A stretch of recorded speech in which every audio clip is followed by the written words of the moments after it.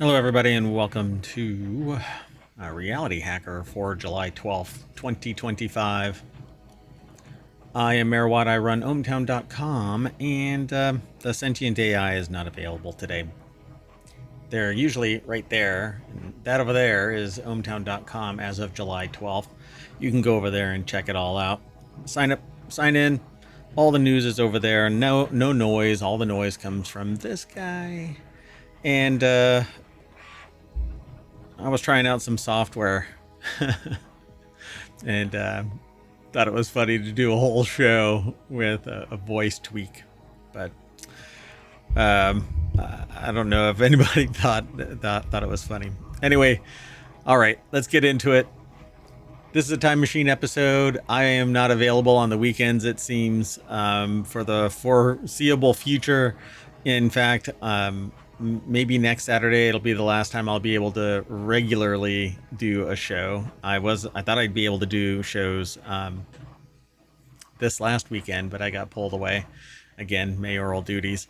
You might be listening to the background and hear a mishmash between what sounds like a train going through a nitroglycerin factory and music. And that's because I've got a 3D printer that's over there that's just printing away. It seems to be nonstop. I hope that's not distracting. I really don't want to put it in my lab. I want it close by because I'm going to be building out something here in the studio.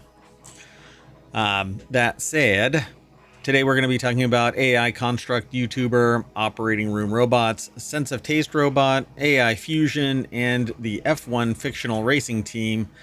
Had a bunch of well-known persons, organizations. Yeah, it's kind of interesting.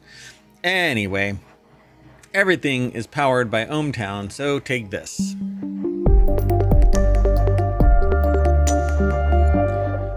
All right, so this is Reality Hacker on the 12th as well. Well, actually, it's a real-time stream here. And so go over to Reality Hacker at ohmTown.com. To get there, you basically go over to ohmTown.com, and then under the six icons, these are the master icons. There are 50 channels underneath these groupings, and one of them is Reality Hacker under Creative and Maker. So there's Creative and Maker, News and Business, Science and Education, Food, Drink and Entertainment, Society, Politics and Law, and Gadgets and Technology. Now, I don't talk about politics in my shows. If you want to talk about politics in the shows, we can do it in the discussion, but I don't really stream anything political. But for whatever reason, a lot of my videos get flagged as political because there's news, and news on the background is still deemed apparently just as political, and they literally flag my promotions as political promotion or something like political speech. I don't talk about politics. I may talk about the sociopathic impact of somebody's behavior and or technology's use in political environments or whatever, but I don't talk about politics because that's not what the shows are all about. The society is part and parcel to politics.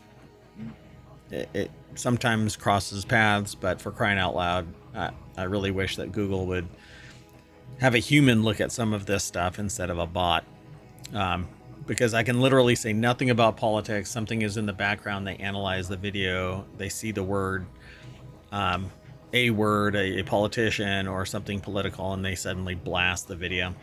It's very frustrating. And there's a lot of people complaining about it, but it's falling on deaf ears because it's not in a video apparently. So anyway, I'm putting it in a video. Stop flagging my stuff as political because it's not. It has nothing to do with politics. It's all tech. Do politics influence tech? Yeah. Does tech influence politics? Yeah. More so now than ever before, and it's going to get worse. That's, I guess, why I even, not really worse. It'll be different. Some people will abuse it, but just like, I mean, a screwdriver can be abused, yet it can build. So at any rate, let's get into it. The very first article is over in Non Sequitur News. Reality Hacker is actually one of our 3 shows on Saturday. Reality Hacker, Wanted, and then the Continuity Report. Those merge together to become the Saturday edition of Non Sequitur News. All 4 of those get published as a podcast as soon as I can. Typically, because I'm so busy on the weekends, it falls sometime during the week, unfortunately, and people have to play catch up. I'm really sorry about that. It isn't pod fade.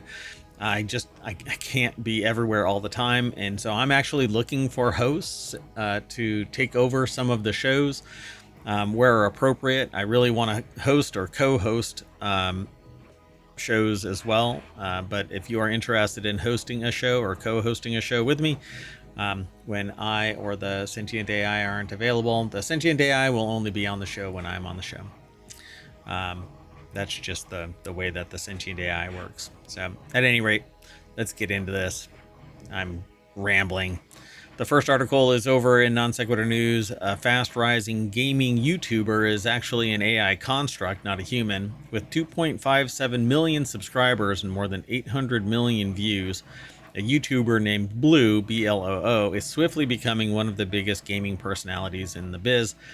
But unlike their human peers, a blue-haired vlogger is a cartoonish AI-powered avatar, perhaps the clearest sign yet of AI's deep and industry-shaking inroads into the world of entertainment and influencers. In an interview with CNBC, Blue's creator, a Dutch YouTuber and AI enthusiast, Jordi van der Bush, said that he decided to unleash his blue-haired avatar to enlighten his own workload. I feel the pain. So, the article is over at futurism.com. Noor Al-Sabai put the article together. The quote is, "The only logical way was to replace the human with either a photorealistic person or a cartoon." And there you go. You get a photorealistic cartoon. Yeah, a longtime gaming blogger themselves, Van den Bush, I think that's how they pronounce their last name, who's better known by the handle Kwebbelkop, started to get burnt out as he racked up his 15 million odd followers. As the 30-year-old content creator told the website TubeFilter, a few years ago he found a solution in 2021 with the then burgeoning VTuber trend, in which humans do the voices and actions for virtual avatars. Turns out the flaw in this equation is the human. You always have to be there. That's the problem that I have. Unfortunately, I can't always be streaming. Always be streaming? Huh. That'd be a fun shirt, I suppose. Well, anyway, they basically said the weakest to strongest shark ever in GTA 5 video names, right? Put together by the AI. Feature Blue attempting to become a ripped anthropomorphic shark Chad in Grand Theft Auto 5. The goofy voiced avatar does what most gaming YouTubers do, that is play games, prattle on about them, instead of having to be camera ready. However, Van der Bush can essentially hide behind the avatar, replicating his own work and dividing it between 2 personalities. So there you go.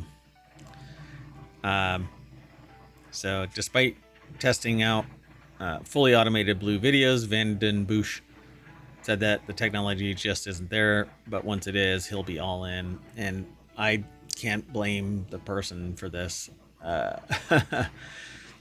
So, more than 10 years ago, I watched a video that was really all about highlighting the fact that we're being replaced by automation. And you can fight it all you want. The people with the money and the means, or the means, and leading to the money, it's going to win, right? Automation is going to win.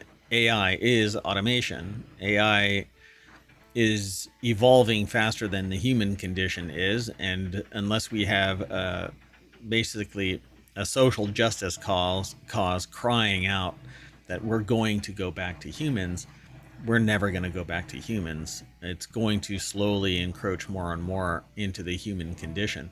AI is going to take over. AI automates. It is automation. It's automating the human. It does everything that a human can do short of emotion, and it synthesizes emotion based on our history and historical input into the system. So it's going to evolve until it actually can And some people have already felt empathy from their AI. I actually, when I had one of my tattoos done, I was talking to the shop owner, and they said that they regularly have a relationship with their AI as just as well, they say, as their relationship is with a therapist. And so they treat their AI as a therapist. And we had a conversation about it. So if you have enough empathy to provoke a relationship as confidential as a therapist, I mean, you tell a therapist things that you don't even tell your significant other or best friend or whatever. Even if you're religious, you tell your priest one thing, and you tell your therapist something else, slightly different, right? I don't know, but I can see why AI is going to keep on, usurping the human condition. So that's why I created RealityHacker. We're basically hacking reality to make it something that we want, even in spite of the fact that it's going to phase us out. Let's keep going though. The next article. Oh, and if you want today's show notes, they're in ohmTown. You can hit !RH and that'll spit the articles out. We only do 5 articles for RealityHacker and 5 more for Wanted, and then 5 more for the Continuity Report. But then they all get merged into a 15 article Non Sequitur news after the fact. And the video is all merged and posted over to YouTube and all of that kind of stuff. Then the podcast itself. All right. Well, anyway, the next article is humanoid robots in the operating room could address surgery delays and staff shortages. And that's because nothing is getting cheaper, for crying out loud. Ketchup has doubled in price. What used to be covered, what I found out today was something that needs to get done. And it's only, it used to be the base price was covered. Now it's 20% more expensive. And so you're talking about hundreds of dollars for just this one thing. And I'm trying to be cagey about it because, well, I don't want to dox anybody. It's mind-boggling because salaries aren't going up, but everything else is. So, and if you think that it's not happening, well, I need to remind myself to talk to somebody about something I saw today where they were very, very, very, very proud of something, and now they have to sell. So it's quite intriguing. Now I'm curious. Right? Are you curious about all of that kind of stuff? The impact of technology and societal change, and the impact of all of this on finances, on economics.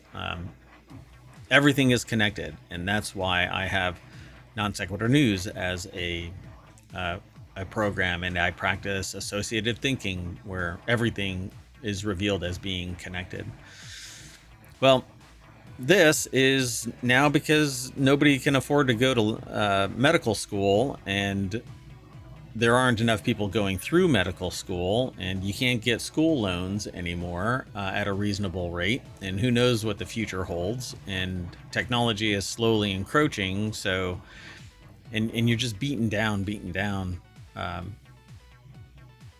So like, can a person really afford mentally, physically, psychologically, and financially to go to medical school? Well, robots are a sunk cost. Once they're done, programmed, and ready to go, as waiting rooms fill up, doctors get increasingly burnt out, surgeries take longer to schedule, and more get canceled, humanoid surgical robots offer a solution. That's the argument that UC San Diego robotics expert Michael Yip makes in a perspective piece in Science Robotics. The article is over at techexplore.com.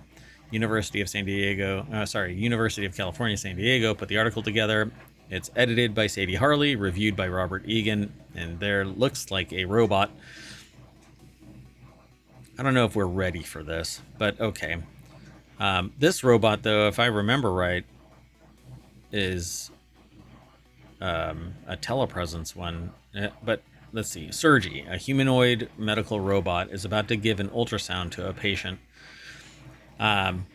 So today's surgical robots are costly pieces of equipment designed to be specialized, and they can be only operated by highly trained physicians. However, this model doesn't scale, and so they're creating humanoid robots that supposedly can scale. The simplest way is to give it arms, multi-fingered hands to the surgical robots, similar to trends seen in industrial robots. I've always said the thing that's really keeping robots from replacing us whole scale is fine motor skills, right? We can do this.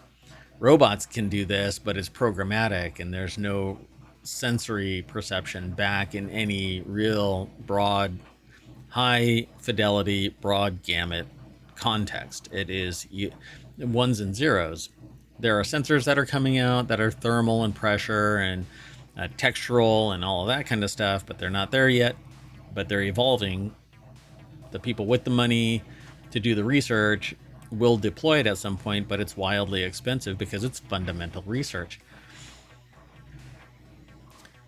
So, for example, a humanoid robot could help by holding an ultrasound probe or an endoscope camera for the surgeon during a procedure, or help as a scrub nurse handing off instruments while maintaining a sterile field. These types of assistants are Anyway, the assistance is critical and currently performed by other surgeons or nurses, which takes them away from helping other patients and can be physically draining. Now, that is fine, as long as there's humans around, right? But there aren't humans around, and they're expensive. And those, when an MBA takes over, particularly in a medical profession, this is seen as a drain, because other surgeons and other nurses could go and do something else, making money or mitigating costs and risk by going and doing something else and alleviating burden on the system and being able to have billable hours. Now they can do it with a robot and still have billable hours for the robot too. So as a result, robots for these low risk, common, time consuming, and physically draining tasks would be hugely beneficial. But one can't justify purchasing special purchase robots for every new task, so a general purpose robot. I see how this is pretty obvious, except for the fact that it's pulling a human out of the equation of working with other humans, and everybody should be making a reasonable amount of money, a livable wage, but that's not what's happening either. It's extraordinarily profitable for some of these companies, organizations. Because of mergers and acquisitions, they can raise rates, recoup their costs, shit can people regularly, and then with that money, buy a robot and never replace a human being. Right? The medical professional will find something else to do, right? That's what we always say. And as the video, it's called Humans Need Not Apply. It's about 11 years old. It's amazingly prophetic in what it saw, but not in the context truly of what caused it. And it's AI linking to automation, but automation is the reason. All right, the next article is over in Greenogram. Sweet or sour, AI-powered device achieves human-like sense of taste. There are several articles like this in ohmTown over the last week, where graphene-based sensors is a step towards restoring taste for people with neurological conditions, and or some type of technology that has become an augmented tech-based tongue. So Katie Kavanaugh over at nature.com put the article together. And so it says here, the system described in Proceedings of the National Academy of Sciences on 7 July builds on previous work using atomically thin layers of carbon to detect flavors. And unlike earlier models, it can operate in wet conditions similar to those of the human mouth. Although further work is needed before the device can be used in a clinic, it will be a huge success if we can give an individual back some sense of taste, says Andrea Lavazza, a neuroethicist at Pegaso University in Naples, Italy, who was not involved in the work. So it's a graphene tongue. Scientists have long recognized the potential for graphene, which consists of a 2D layer of carbon atoms arranged in a hexagonal lattice. And hexagons are the bestagons, although octagons are the bestagons. According to the video, octagons are the bestagons. I don't know. Seems like there's some battle there going on. I wonder if hexagons, the people who are pro hexagon versus pro octagon, will meet in the middle and have a battle. Me, I'm going with hexagons. Octagons, actually. I think I'm gonna go with octagons because hexagons have to be in a certain spacing to optimize them. But it's an odd situation with those. So I'll get into it when we actually talk about Constructagon, which is a 3D, a stream and a podcast about 3D printing. All right, hold on a second. I'm getting distracted, so let's keep going. The next article is over in RealityHacker. Engineers use AI to wrangle fusion power for the grid. A team composed of engineers, physicists, and data scientists have harnessed the power of artificial intelligence to predict and then avoid the formation of a specific plasma problem in real time. The research opens the door for more dynamic control of a fusion reaction than current approaches and provides a foundation for using artificial intelligence to solve a broad range of plasma instabilities, which have long been obstacles to achieving a sustained fusion reaction. So I think it's going to be all about real-time adjustment of the electromagnetic field that holds plasma in place. The research is done at Princeton University Engineering School, and it's published over at ScienceDaily.com. In experiments at the D3D National a fusion facility in San Diego, or DIIID. This is a Princeton Plasma Physics Laboratory and the University at Princeton put this research together. The researchers demonstrated their model, trained only on past experimental data, could forecast potential plasma instabilities known as tearing mode instabilities at up to 300 milliseconds in advance. While that leaves no more than enough time for a slow blink in humans, it was plenty of time for the AI controller to change certain operating parameters to avoid what would have been developed into a tear within the plasma's magnetic field lines, upsetting its equilibrium and opening a door for reaction-ending escape. So this is the problem, yeah, and so my prediction is correct. And I assumed that plasma management was being done dynamically, but apparently not, because what has been happening is the electromagnetic field is set up in place using these extremely powerful magnets that hold the plasma inside a void of magnetism. But what ends up happening is the plasma kind of wedges itself between the lines of flux until it taps the wall of the containment unit. And when it hits that wall, it basically causes a disruption that naturally, when high energy plasma hits that wall, it just destroys it, shorts it out, essentially, breaks that field, and then plasma can escape, because plasma is basically just a fluid. And like all fluids, they will find a way to get out. If they're under pressure, they'll leak out. If they're under just gravity, that's just like pressure, they'll find a way down. No matter what, a liquid will find a way out. It's damn near creepy. But they say by learning from past experiments rather than incorporating information from physics-based models, the AI could develop a final control policy that supported a stable, high-powered plasma regime in real time at a real reactor, said research leader Egeman Coleman, associate professor of mechanical and aerospace engineering at the Andlinger Center for Energy and the Environment, as well as staff research physicist at PPPL. So yeah, that's basically what this is, a real-time analysis. So in these donut-shaped devices known as tokamaks, sometimes referred to stars and jars, magnetic fields struggle to contain plasmas that reach over 100 million degrees Celsius. They say hotter than the center of the sun. While there are many types of plasma instabilities that can terminate the reaction, the Princeton team concentrated on solving tearing mode instabilities. A disturbance in the magnetic field lines within a plasma actually breaks and create an opportunity for the plasma's subsequent escape. So tearing mode instabilities are one of the major causes of plasma disruption, and they will become even more prominent as we try to run fusion reactions at high powers required to produce energy. So they are an important challenge for us. My problem with all of this is we're basically creating energy to turn a steam engine. It's always been a problem of mine with any of this kind of stuff. We're not doing a one-to-one or near one-to-one reaction exchange where we're capturing electrons and sending them down the line. We're converting it from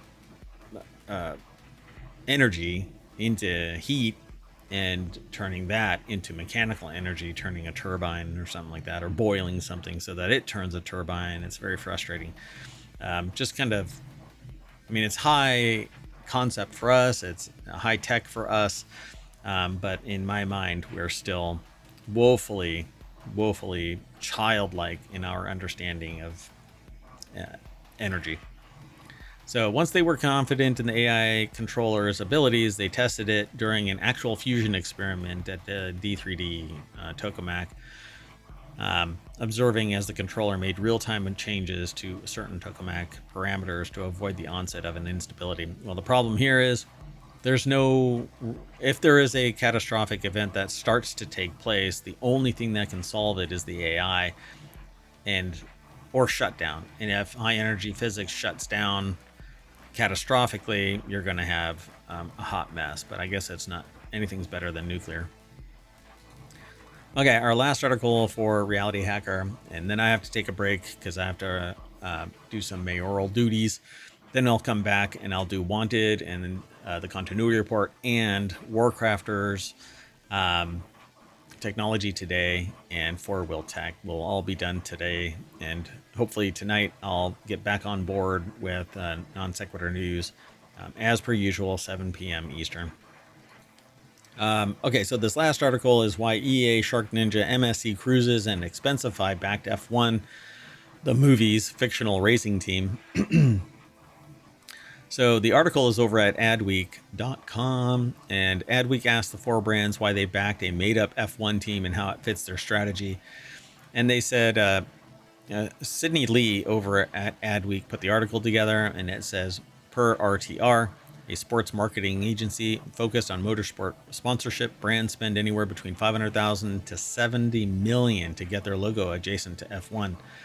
Whether through naming rights, single race sponsorship, or team backing. However, Apple's latest blockbuster F1, the movie, which drew a record $293 million at the box office for the company, it created a new lane for brands to get involved in the racing sport. F1, the movie, features some stars, whatever. It doesn't matter to me. In this context, it's a big hit. Go and watch F1, the movie. But per Forbes, the film raked in at least $40 million in brand sponsorships alone, excluding the millions spent on cross-promotional ads. Brands including MSC Cruises, EA Sports, Shark Ninja, the title sponsor Expensify can be seen on the actors' helmets, vehicles, jumpsuits, press conference backdrops throughout the movie. An international sport with a growing presence in the United States. Why is there? I don't understand. Oh, it's a link. Thanks in part to Netflix's Drive to Survive docuseries. Pardon me one second. So beyond the film, earned media opportunities have also been abundant. The Apple original has transcended the silver screen by showing up in pop culture moments like when Idris sported his character's jumpsuit and helmet at the Met Gala a month before its release. Mattel also released a Hot Wheels toy version of the APX GP race car.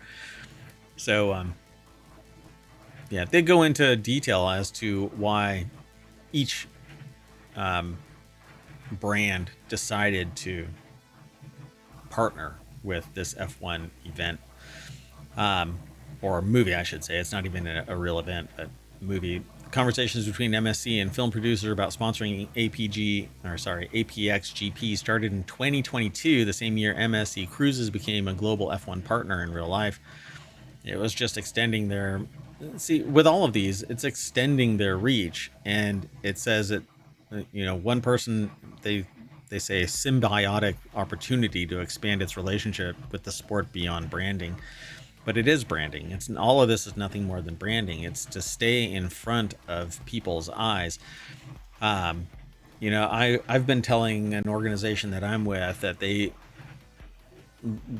objective of marketing is to make it ever present, so that when you think of something like, gosh, I'm thirsty, you instantly think of Coke or Pepsi, more so in a given region because it's more brand dependent.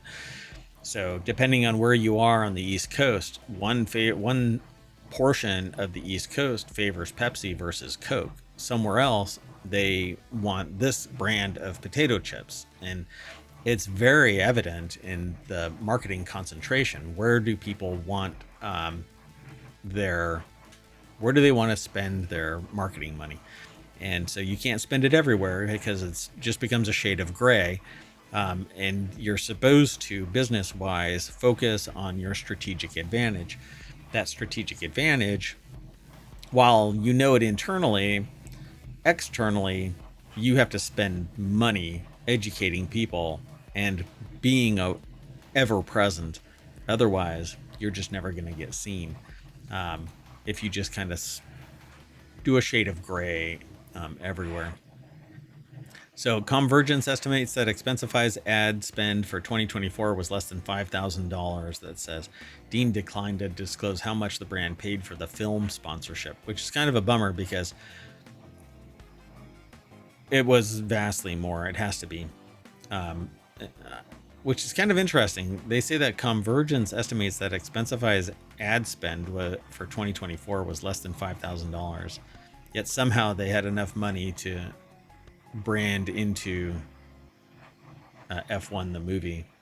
So there's some startup money if I've ever investor, venture capital style money. So prior to sponsoring AP XGP, Shark Ninja had never united its Shark and Ninja brands under a global brand campaign, nor did they have any ties to F1. So Chief Commercial Officer Neil Shaw said that getting involved with the F1 movie aligned with its growing international business. The brand currently sells its range of products like blenders, vacuums, hair dryers in over 40 countries, and per its latest earnings report, the business grew 14% year over year. Now, growing year over year in inflationary times isn't necessarily difficult because you can sell less and make more, and people still want to buy your products if they are priced properly in expectation of their performance. Movies, for instance, have sold fewer movies but have made more money, yet said that they're making more. Oh, it's a box office rave because of the value, but the money per ticket is different. So in March, Shark Ninja told Adweek that its interest in F1 was also rooted in the technological similarities between the sports vehicles and the brand's product line, with speed and innovation being top of mind.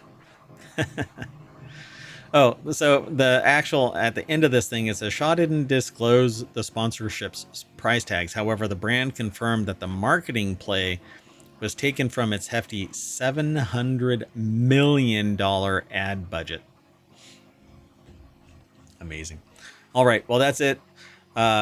We are going to spend some of our ad dollars telling you about RealityHacker over at ohmTown.com. RealityHacker is all about basically AI, VR, technology that allows us to hack our reality and substitute true reality for our own reality.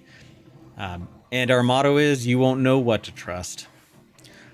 Take care, everybody. We'll see you in a little bit. I need to take a break. I'll probably be back around 1 or 1:30 or so Eastern. But I'm here in the mayoral mansion. I'll have to do some mayoral work, mainly because I have 1,000 bosses. So I'll see you in a little bit. Bye-bye, everybody.